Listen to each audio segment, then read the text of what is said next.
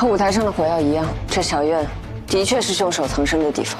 凶手能够堂而皇之的将火药运进皇宫，却不被发现，定是有些本事。是右相侄女，九娘崔曼淑，原本还准备明日找她问话，这人死，查查这未出阁的深闺女子，为何会身穿喜服出现在这里？崔九娘张扬跋扈，只有15公主让她吃过鳖。延寿坊的院子是你租的，你为何不认？我查了宫内这个月出入记录，有一车东西从宫门到淑妃宫里的路上消失了。崔曼淑，她突然让我把一车东西送进宫里的偏门，是火药，连公主都敢杀，她简直是疯了。光靠你一个人运进来的火药，根本无法在宴席上杀害公主。你另有同谋，他是谁？不能所有人都被拖住，你先带人追查下毒之人。信主，信主。我死了，你就可以回太史局，怕什么？我怕不能完成县主的性命之托。崔曼说设计谋害15公主，动手的应该是袭击你我的黑衣人。杀死崔曼淑的另有其人。为公主报仇，若非终身死时，便是强身一战。微微说了谎，还有一点，别去验证。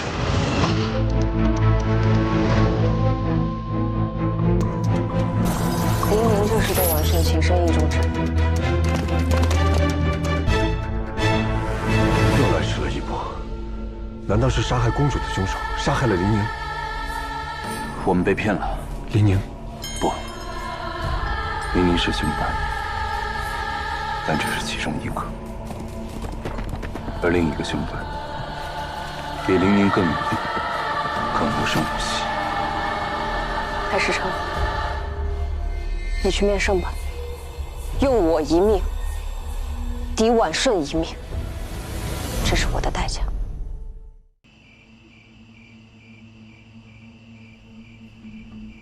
老爷，您看这天上月朗星稀，今夜又有一颗长星啊！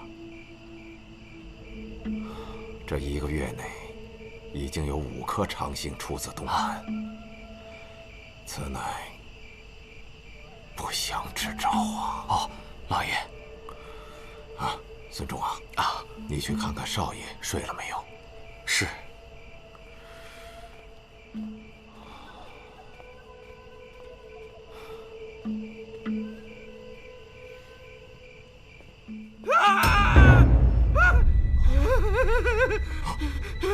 老爷，公子呢？公子，公子，公子，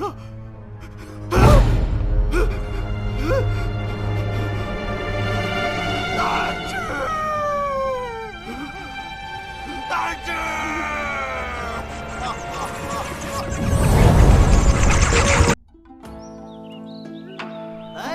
知道吗？昨天晚上，陈家公子死了。哪个陈家？药商陈佑昌家。你说，会不会是他家卖了假药，引得仇家上门？哎，我还得告诉你啊，陈家公子那死法，可真了不得。那你可得快说，快说，怎么个了不得法啊？听人说呀，是他自己剖开肚子，死在房间里。哎，你等会儿，剖开肚子啊！哎，我看过一本书啊，是蓝宇笑笑生写的《熏怪录》啊，他那个第1篇写的跟你说的一模一样啊，你太神乎了那个。哎呀，吃饱喝足了吧？萨摩呢？慢走。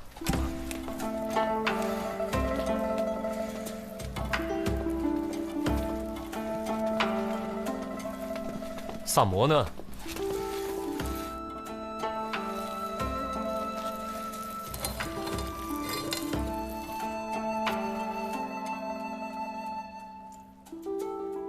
三炮，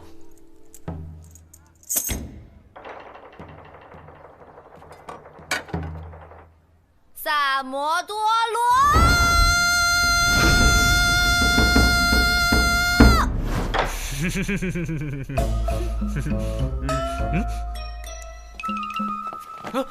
走吧。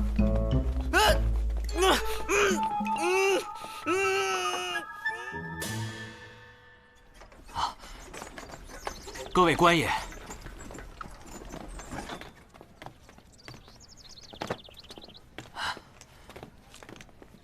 官爷请，请。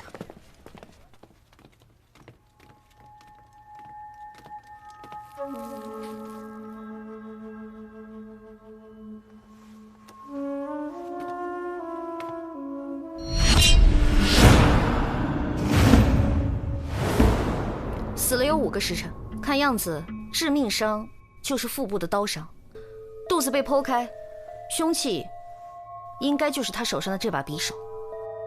这么说，这是自杀呀？若是自杀，用找大理寺吗？据陈友昌所说，死者昨日还说要去蜀地游历，怎么可能当晚就自尽？没错，尸体口张、眼睁、发结松散，他杀的可能性比较大。至于详细的死因，还需要运回大理寺做进一步的检验。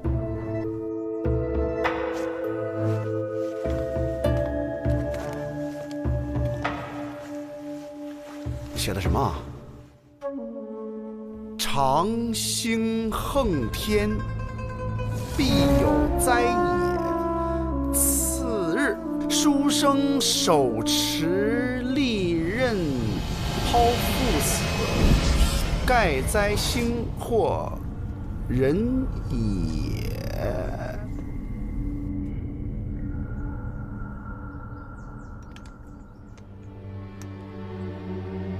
对上了，对上了呀！对上了。死者死法跟书里一模一样。我早就听过这个蓝雨笑笑生血之怪，近起来颇有些名声。第一个发现尸体的人是谁啊？是小的。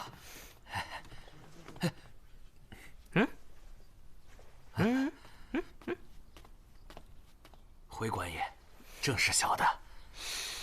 昨天晚上是什么情况？昨夜，我家主人从外面赴宴回来，小的与主人回房歇息，只见一颗斗大的长星从东南划过。挑重点的说。回官爷，我家主人好像知道有什么事情要发生一样，叫小的去少爷房间看看少爷睡下没有。小人看见少爷的房门虚掩着，推开房门，只见少爷伏在岸上，满地都是血啊！这一定是灾星上身了呀！那你昨晚最后见到陈南之是在什么时候？我家主人出门以前，少爷就进屋说要自己读书，就一直没有出来过。那你们家主人，还有你们家小姐呢？他们在哪里？我家主人受惊过度，现在还在房里休息。小姐前日得了郁症，一直卧床。这少爷的事情，小的到现在都不敢跟他讲。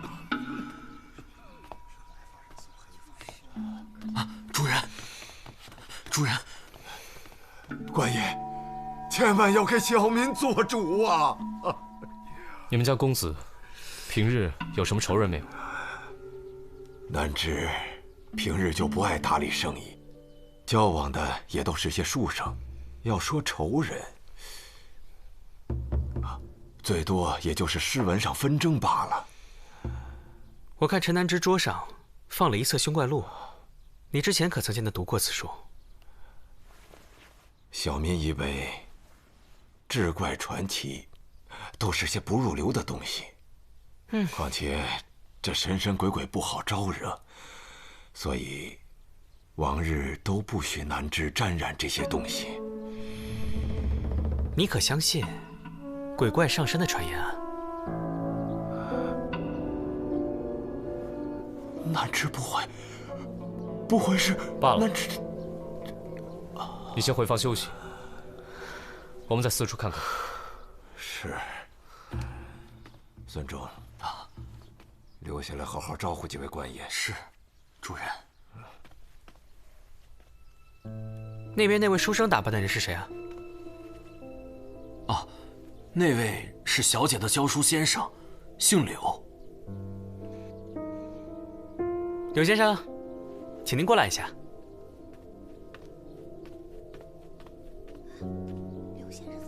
柳延怀见过官爷。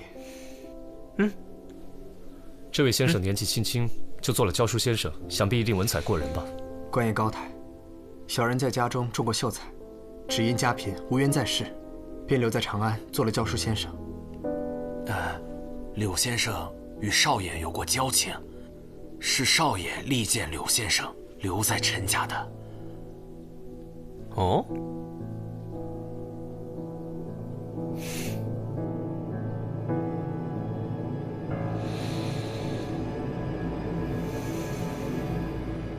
兄怪路，城中最热的，看一看啦！兄怪路，城中最热的。哎，老板，这本书很火吗？那还用说吗？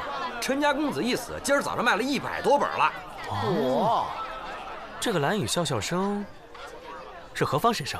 这个蓝雨笑笑生可是个神人呐，笔法简洁锋利，故事曲折骇人。最重要的是，没人知道他是谁。哎，我都说这么半天了，几位不来一本吗？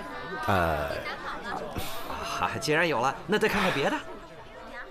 这书哪里印的？扉页上写着无涯书局。走，到无涯书局玩玩去。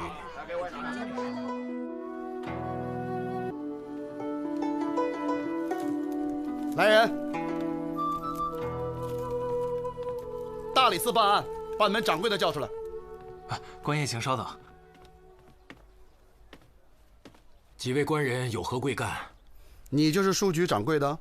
哦，不，小的只是一个管事。那你们掌柜的去哪了？掌柜的8年前去世了，将书局留给了邵掌柜。可邵掌柜天生爱玩，半年前出去游玩，一直没回来。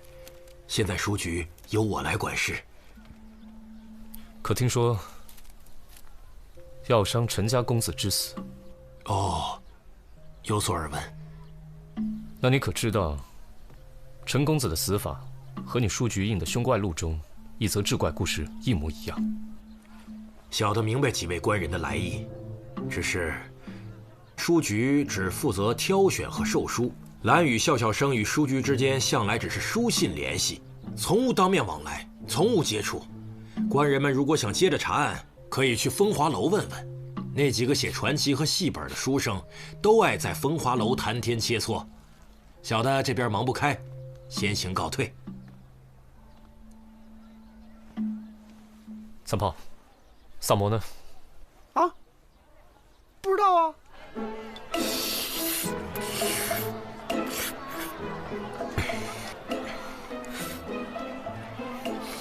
他在那儿。萨摩，你是过来办案，还是过来开小灶的？就是啊，好歹分我2口啊。哎，自己买去。找才子切磋这种事情，你们俩去干不就行了？等我吃完这碗面呢，我去看看双叶验尸验的怎么样，然后就叫他上店里吃饭。吃饭？你这不是吃饭的吗？吃2顿不行？撑死你啊！老板，再来碗牛杂。就你这饭量，皇上都养不起啊！哎，谢谢啊。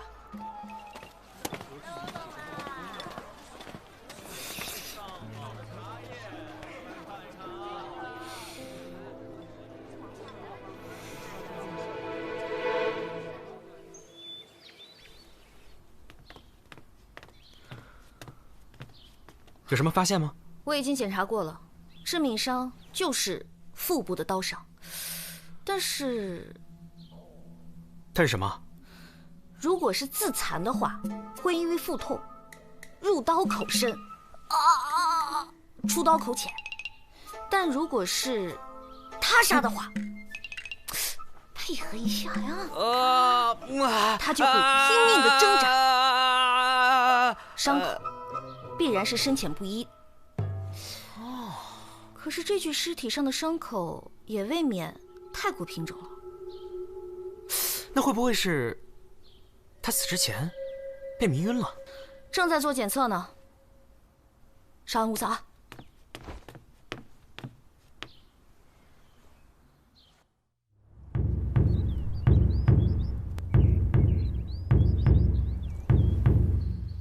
防火防盗，小心火烛。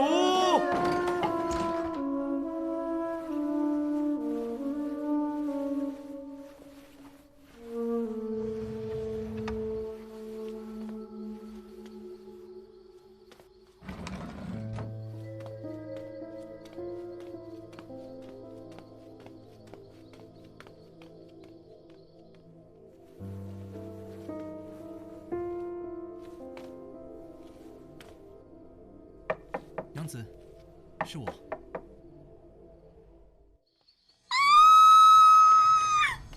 来人呐！出事了！快来人呐！出事了！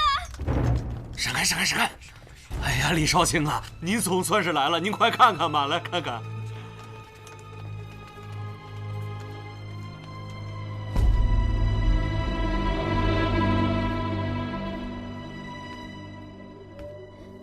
早上我来服侍我家小姐吃药，可是她好像没气了。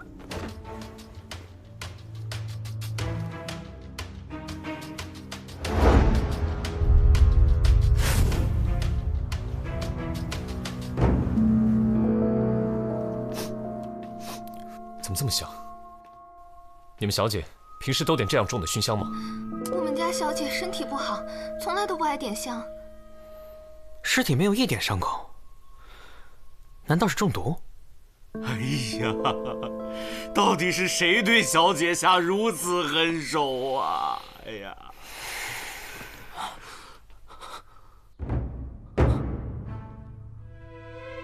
万载，不许进！让我进去！别拦住我！万载，万载，出去！让我进去！万载，不许进！再敢胡闹，我就把你带回大理寺。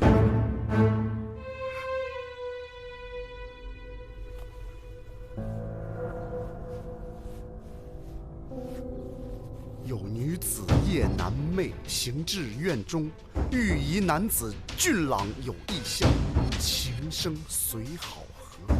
每日4经，两人房中相会，长此以往，女子欲偏房，终卧床死。盖狐仙摄魂也。狐仙摄魂？狐仙摄魂，你们听过没？啊，行了，你们在门口抄手打扰大人办案。行，散了，走，真是。哎，大人，对不住。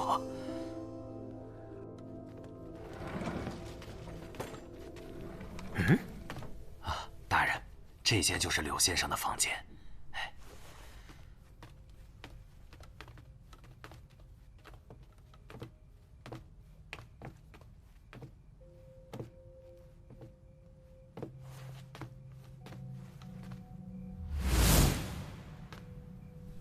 怎么乱成这样？哪有读书人的样子？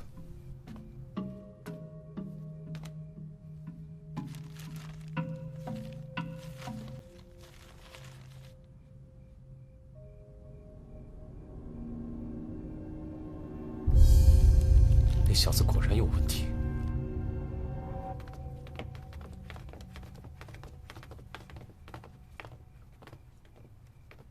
柳先生，麻烦你跟我们回趟大理寺。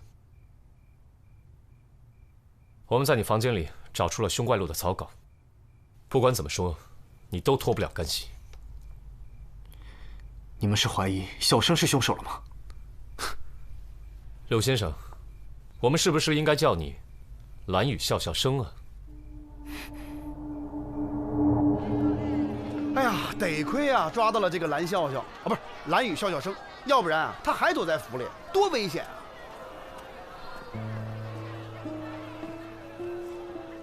啊，这不愧是药商啊，这身上苦不拉几的。这凶怪录有好几10章，要是每章都这么死一个人，那长安城还不得血雨腥风啊？那个柳延怀带回大理寺，还得再审一审。还审啥呀？就是他。哎，怎么呢？走吧。好。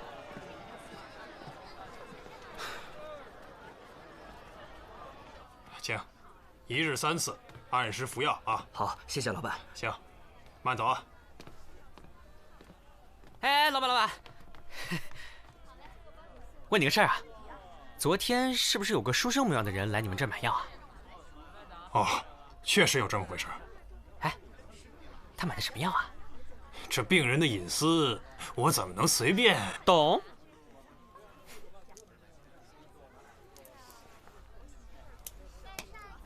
可以讲了吧？哎，不瞒你说呀，那个书生买的是……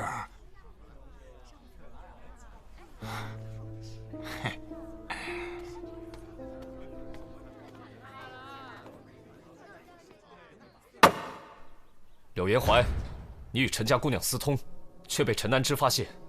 看你不过一介穷书生，他当然会阻止。于是你便暗起杀心。为了掩人耳目，你便用书中的手法杀人，造成一种志怪杀人的假象。但你没有料到的是，陈家姑娘发现了你的秘密，所以你只能将她一同杀害。这凶怪录是抄自你的戏本，还有谁会比你更清楚里面的作案手法？官人，小生真的是被冤枉的。你可知道，陈家姑娘已有2个月的身孕，她的头部被插了一根尖细的银针，此乃死因。你手段何其毒辣！柳延怀，你可知罪？柳延怀，你可知罪？来人呢？来了，来了，来了。这都要结案了，你怎么才来啊？这个柳延怀根本不是凶手。什么？官人，小生真的没有杀人啊！你的推论是没错，可是其中有一个地方错了，所以整个推论都是不成立的。这是当时柳延怀需要不抓的几味药：当归、白芍、艾叶、厚朴。这是安胎药的方子。安胎的方子。我和婉在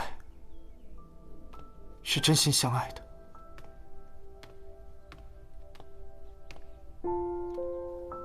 昨日我见你从张家药堂出来，就觉得好生奇怪。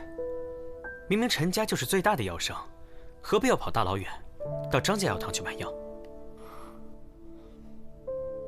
婉在，他想让我买打胎药，可那毕竟是我们的孩子，我实在不忍心。那凶怪录是怎么回事？我原名柳延怀，1年前来到长安，化名柳叶刀。你说你是柳叶刀，那蓝雨笑笑生你可认识？陈南之，他就是原先的蓝雨笑笑生。他用我的戏本改成一篇志怪，一举成名。我自此封笔，他就再也写不出来了。于是，他在我回乡之前找到了我，给了我一笔钱，让我留在他家，为他做代笔。那你化名成蓝雨笑笑生，写的东西是怎么交给书局的？写完了，先给陈公子看一眼，没什么问题，就让孙管家送到书局去。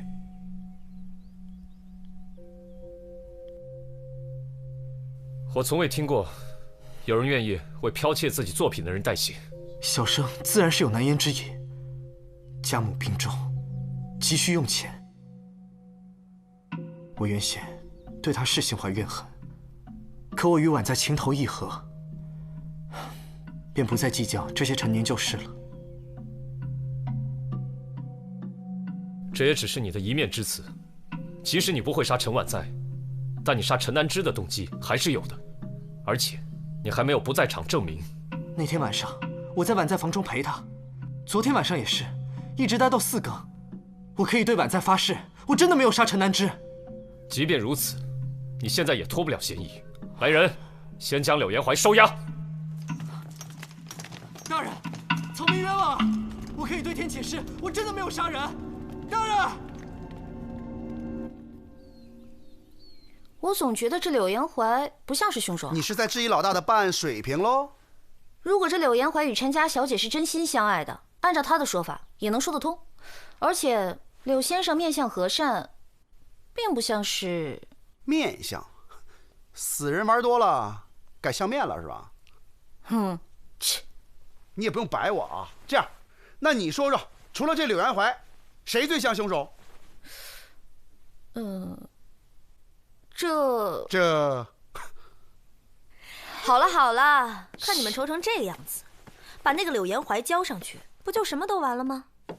第一桩是仇杀，第二桩是情杀，没有人会在意什么打胎药、保胎药这种东西，谁会细细追究啊？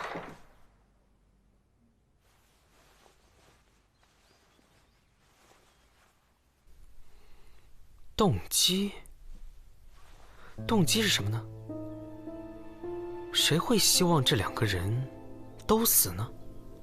如果这柳延怀不是凶手，那么这2天我们被真正的作案者在牵着鼻子走，以为这个写凶怪录的人和这个案子有脱不了的关系。这凶怪录依然很关键。假设柳延怀是清白的，那么凶手能够用凶怪录去诬陷他，说明凶手知道他在写凶怪录。还有，柳延怀说昨晚他在陈婉在房间直到4级，所以凶手是知道他是何时回房的。所以我觉得凶手就在陈家。还有另外一种可能，就是跟凶怪录有关，也有可能是乌鸦书局的人。哎，司令啊，你认不认识乌鸦书局的老板？你帮忙打听一下呗。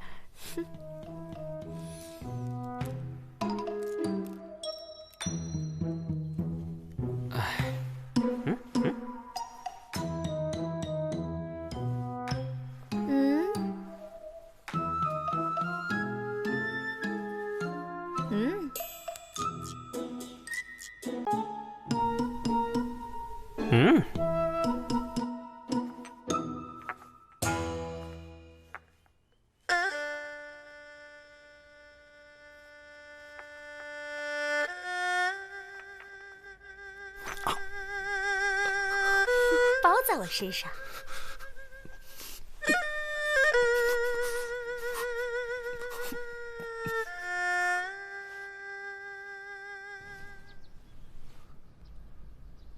您来了，多亏了您，我们家公子和小姐才能死得瞑目啊！你家主人最近可好？老爷在房内歇息，大人请在厅堂靠待片刻。啊！有贼！大人，大人先留步，我去看看什么情况。快去快去！站住！来人呐，抓贼呀！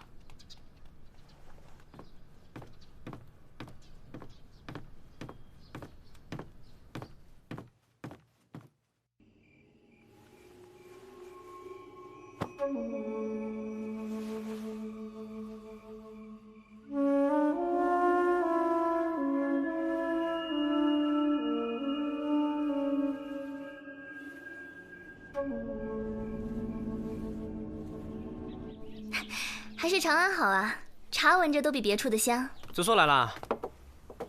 子苏，我前几日出长安帮内的办事去了，听说你们最近在查一个志怪杀人的案件，一回来就先来这儿了。来得正好，我们前2天查到的线索全都断了。我今天呢看到陈佑昌，他家里有一个那么大的灵芝，然后呢他还跪在蒲团上，对着大灵芝，嘴里面念念有词的，好像在祭奠什么似的。哎呀，那个陈佑昌一连死了1双儿女，那人家在家里祭奠也很正常吗？他多可怜呐！他家里没有厅堂，他干嘛不去那里伤心呢？再说了，哪有父亲跪拜自己儿女的？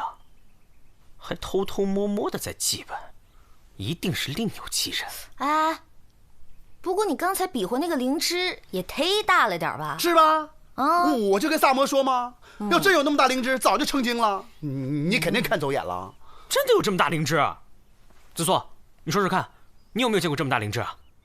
我倒还真听我爹说过，京城有这么大的灵芝。真的？但是好像早掉江里，无处可寻了。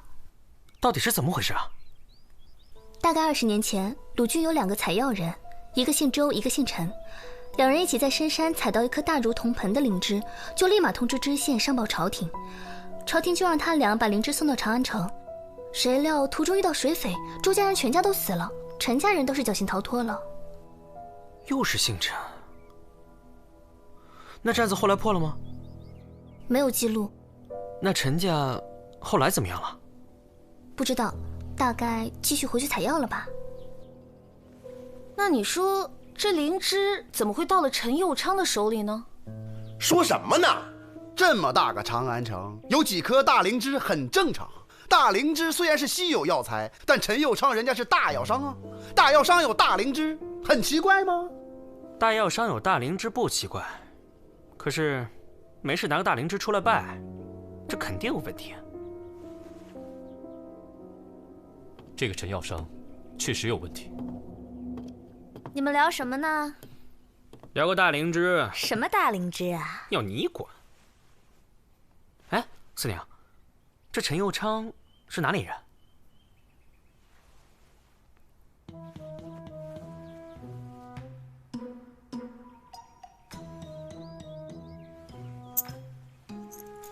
鲁郡的。那他原来是做什么的？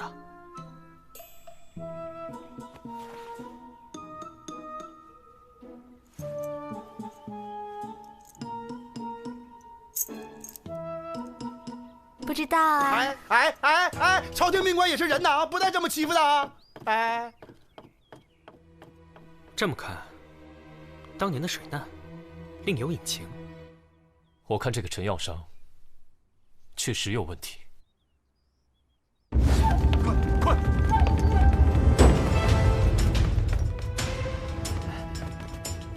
官爷请。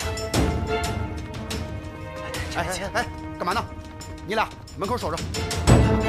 你家主人在哪儿？请跟我来。官爷，请你们一定要保护好我们家主人。放心吧，有我呢。啊，请。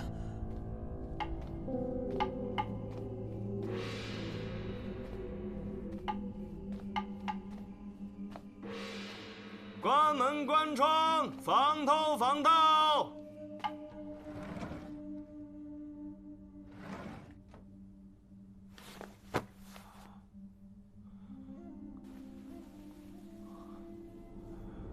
大仙在上，保佑子乔之源，脱胎转世，永登极乐。啊！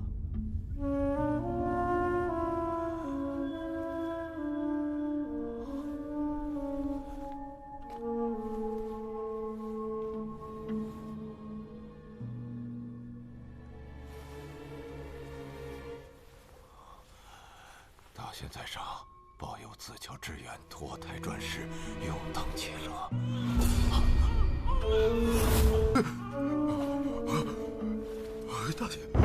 大仙保佑！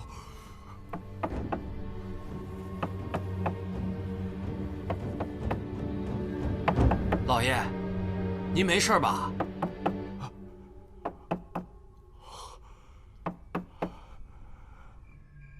没事啊，没事。那您有事儿，您就叫我。好。二位官爷，辛苦了。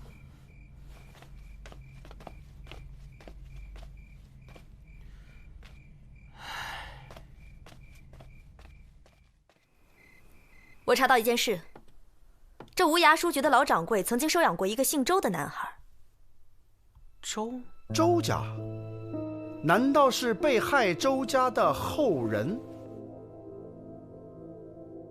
单知道一个姓，并不能确定男孩的身份。你可知道他名字？他叫周知远。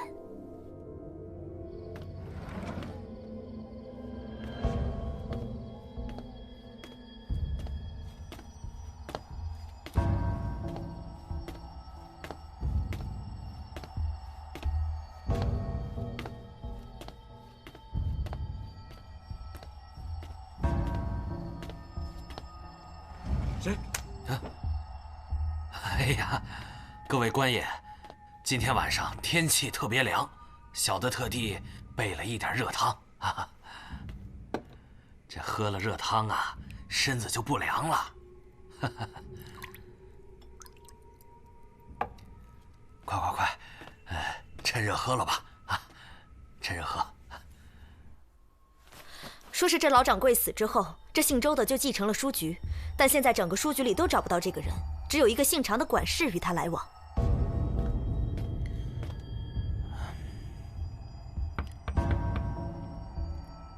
主人，是我来给您送鸡汤来了。进来吧。啊，是。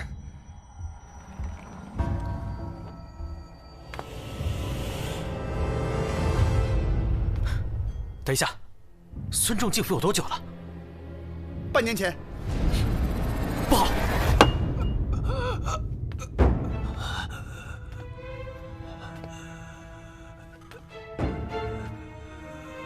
主人，您感觉怎么样啊？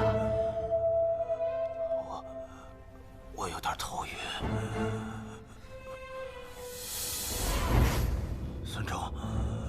孙仲，你要干嘛？救命！救命！不要再枉费口舌了，外面的人都已经被我解决掉了。孙仲，我扪心自问，我在府上对你不薄，你为什么要这样对我？陈有昌，我今天非得挖出你这颗黑心不可。原来是你！你为什么要灭我陈家满门？那你说，20年前，你为何要对我周家痛下毒手？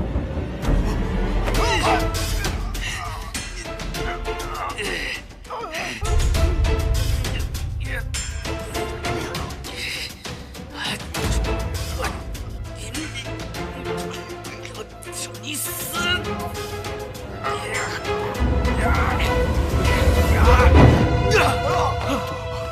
放开我！你们放开我！我今天要不杀了他，我就不姓周。志远，你怎么没死是吧？陈有昌，当年你为了灵芝，你设计杀害了我的全家。幸亏我的爹娘将我扔到江里，我才逃过一死。后来被我义父捡到，把我抚养成人。半年前，你那个臭儿子动了你的宝贝，到了书局，想用它收买我，碰他那本狗屁不通的小说。常管事把灵芝拿出来，我就认出来了，他就是导致我家破人亡的东西。那时候我就在想，我报仇的机会来了，我也要让你尝一尝家破人亡的滋味，然后我再亲手把你杀了。这么说，你认罪了？这个姓陈的东西，他才是最大的罪人。够了！如今你们都命案在身，来人，把陈有昌抓起来。是。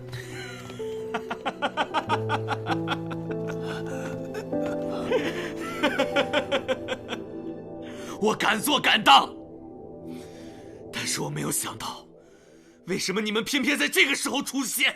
你们为什么偏偏在这个时候出现？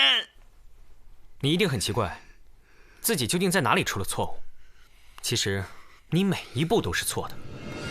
事发当夜，你第一个进入犯罪现场，在那种情况下，若想查看死者腹部的伤情，绝无可能绕开血迹，而你却衣着如新，这就说明你一开始就存了心，刻意要摘除自己的犯罪嫌疑。另外，若按常理，死者中刀后，身前的血迹应该以腹部为起点呈喷射状态，然而现场并非如此，血迹走向均匀，可见是被杀后搬运至此，从腹部伤口缓慢流淌所致。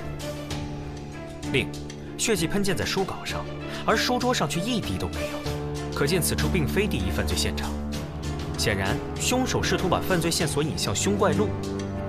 当我提及鬼神作案时，陈有昌惊恐万状，而你的神情却略带自得，是以为我们入套了吗？柳元怀出现时，你第一时间向我提及他与陈南之的交集，迅速把犯罪线索引向了与你无冤无仇的无辜者。随后，陈婉在的死亡现场，尸体毫无伤痕，可能是他杀，也可能是暴病。在仵作确定死因之前，又是你第一个跳出来说，到底是谁下的毒手？这就说明你早已知晓陈婉在的死因。我让他们抓柳元怀，也是为了让你放松警惕，继续作案。派兵进驻陈府，也是为了逼你早点动手。我之所以一直没揭穿你，就是想知道你真正的犯罪动机。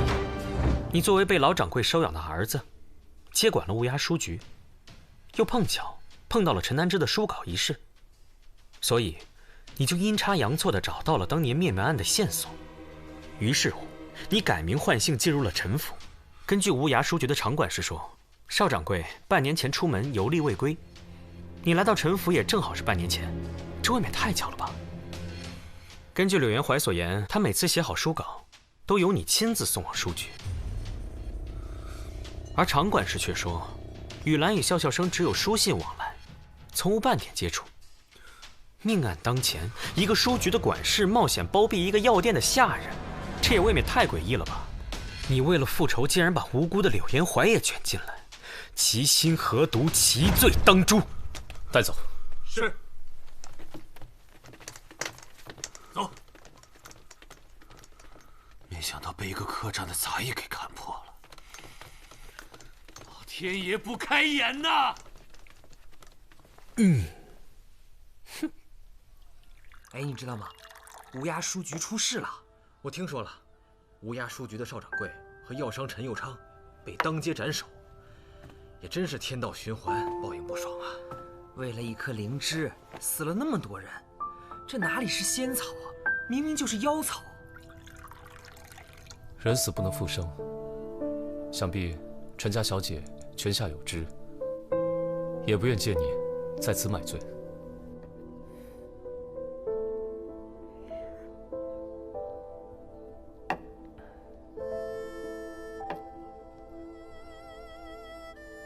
这些天陡生变故，我一时还没有回过神来。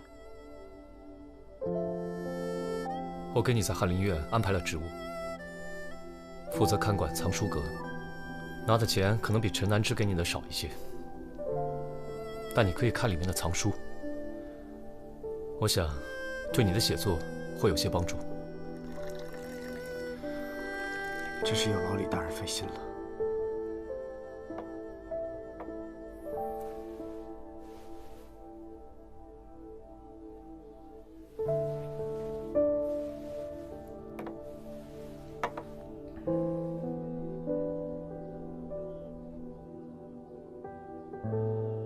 有点意思，想不到这小子是菩萨心肠啊！哟，看上了。有些人呢，只能远观，离得太近，小心把自个儿给烫了。